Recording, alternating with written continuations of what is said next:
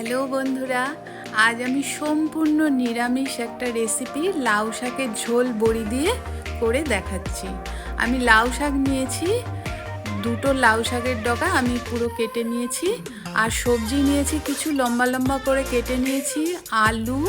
একটা আলু, পেঁপে হাফ, গাজর একটা, কাঁচা কলা একটা, বেগুন দুটো আর টমেটো একটা 4 পিস করে কেটে নিয়েছি। এইবারে দেখো আমি কি কি মশলা নিয়েছি। আমি বড়ি নিয়েছি 1 চামচ, জিরার গুঁড়ো, লবণ স্বাদ মতন, চিনি নিয়েছি 1 চামচ, হলুদ 1 চামচ, আদা বাটা 1 চামচ, কাঁচা লঙ্কা বাটা 1 চামচ। আমি কাঁচা লঙ্কা বাটা দিয়েই করব, লঙ্কার গুঁড়ো দেবো না। আর ফোড়নের জন্য নিয়েছি 5 ফোড়ন, শুকনো লঙ্কা দুটো আর তেজপাতা দুটো। এই দিয়ে আমি ঝোলটা করে দেখাচ্ছি। দেখো আমি একটা প্রেসার কুকারের মধ্যে একটা বাটি, মিডিয়াম সাইজের বাটির 1 বাটি জল দিয়ে দিচ্ছি। এর মধ্যে আমি সব সবজিগুলো আগে একটু সেদ্ধ করে নেব। এতে তেল বেশি লাগে না, খুব হালকা, শরীর সুস্থ থাকবে। গরমের দিনে এই ঝোলটা খেলে খুব ভালো লাগবে, খেতেও কিন্তু ভালোই হয়। সব সবজিগুলো আমি এর মধ্যে দিয়ে দিলাম প্রেসার কুকারে। সাথে আমি লাউ শাকগুলোও কিন্তু এর মধ্যে দিয়ে দেব। একসঙ্গে সেদ্ধ করে নেব, বেশি সেদ্ধ করব না, একটা সিটি দেব, দিয়ে আমি নামিয়ে নেব। প্রেসারে লাউ শাকটা দিয়ে গ্যাসটা জ্বালিয়ে দিলাম। এবার প্রেসার কুকারের ঢাকনা আটকে আমি একটা সিটি দিয়ে নেব। কড়াতে একটু সরষের তেল দিলাম 2 চামচের মতন। বড়িটা ভাজবো বলেই তেলটা লাগবে, নইলে এতটা তেলের দরকার নেই। আমি এবারে তেলটা গরম করে বড়িটা দিয়ে দিচ্ছি। বড়িটা একটু লাল লাল করে ভেজে নেব। বড়ি ভাজা হয়ে গেছে, বড়িটা তুলে নিচ্ছি। এই তেলের মধ্যেই আমি এবার ফোড়নগুলো দিয়ে দেব।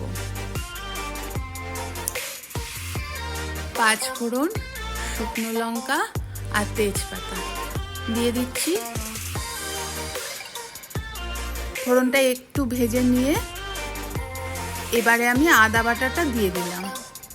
আদাটা দেওয়ার পর তেলটা একটু ছিটকায়, সেই জন্য আমি এর মধ্যে স্বাদ মতো নুনটা দিয়ে দিচ্ছি, তাহলে তেলটা একটু কম ছিটকাবে।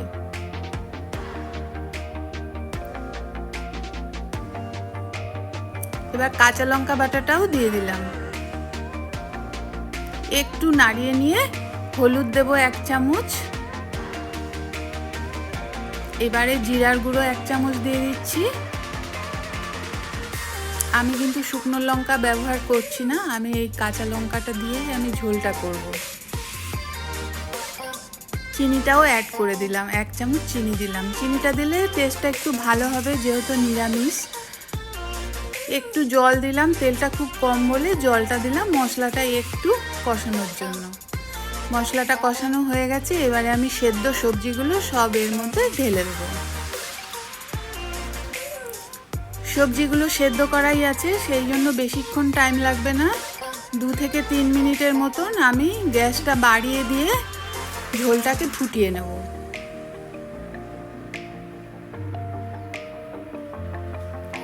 ঝোলটা ফুটতে থাকুক 2-3 মিনিট।